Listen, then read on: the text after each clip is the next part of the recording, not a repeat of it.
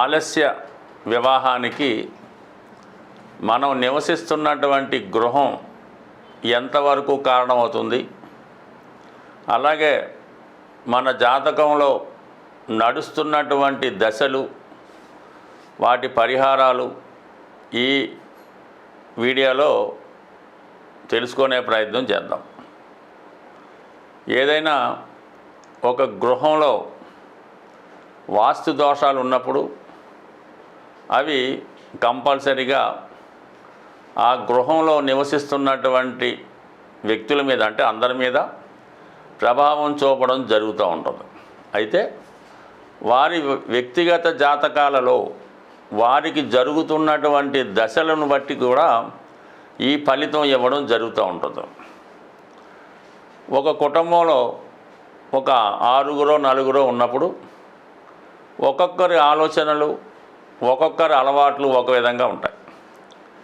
3 పిల్లలు ఉన్నప్పుడు ఒక పిల్లవాడు మంచి టాప్ ర్యాంక్లో చదువుతుంటాడు, ఒక పిల్లవాడు పెద్దగా చదువు మీద ఆసక్తి లేకపోవడం, ఒకడు క్రీడా రంగంలో ఇంట్రెస్ట్ చూపడం. ఈ విధంగా మరి ఒక ఇంట్లో ఉంటే అందరూ ఒకే విధంగా ఉండాలి కదా, మరి వాస్తు ప్రభావం అందరి మీద ఒకే విధంగా ఉండాలి కదా అన్నప్పుడే మనకి ఈ అది పుట్టినప్పుడు ఉన్నటువంటి వారి యొక్క దశలు, గోచారీత్యా జరుగుతున్నవి, ఇవన్నీ కూడా ఆ గృహంలో ఉన్నటువంటి వారి మీద ప్రభావం చూపుతూ ఉంటాయి. ఇప్పుడు మనకి గృహంలో ఆలస్య వివాహానికి ఏ దోషం ప్రధాన కారణం అవుతుంది అని మనం గమనించినప్పుడు, ఆ గృహంలో ఆగ్నేయ భాగం అంటే తూర్పు ఆగ్నేయం దోషం ఉంటే ఆ గృహంలో శుభకార్యాలు ఆలస్యం అవ్వడం జరుగుతూ ఉంటుంది. మరి తూర్పు ఆగ్నేయ దోషం అంటే ఏంటంటే, సాధారణంగా తూర్పు ఆగ్నేయంలో వంటగది ఉండడం అన్నది సాధారణంగా వాస్తుశాస్త్ర నియమం. అలా కాకుండా కొంతమందికి అక్కడ బెడ్రూమ్స్, కొంతమందికి టాయిలెట్స్ ఈ విధంగా ఉండే అవకాశం ఉంది. కొంతమంది ఆగ్నేయంలోనే తూర్పు ఆగ్నేయంలో వాష్ ఏరియా పెట్టుకొని కొద్దిగా దానికి ముందు వెనకాల ఈ వంట పొయ్యి ఏర్పాటు చేసుకోవడం జరుగుతూ ఉంటుంది. కొంతమందికి ఆగ్నేయంలో సెప్టిక్ ట్యాంకులు రావడం జరుగుతుంటుంది. కొంతమంది ఆగ్నేయాన్ని ఎక్స్టెండ్ చేస్తూ టాయిలెట్లు నిర్మించడం జరుగుతూ ఉంటుంది.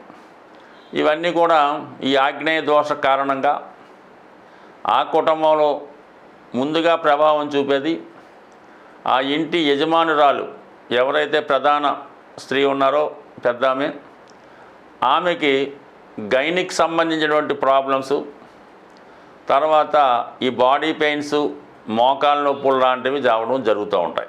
అలాగే ఈ కారణం వల్ల వారి యొక్క హస్బెండ్కి, యజమానికి చిన్న వ్యసనాలు స్టార్ట్ అవ్వడం జరుగుతూ ఉంటుంది.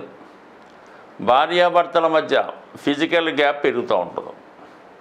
ఇది కారణం సింబాలిక్. అయితే ఆ గృహంలో ఆడపిల్లలకి, అంటే మగవాళ్ళకి కూడా ఇప్పుడు వర్తిస్తూ ఉంటుంది.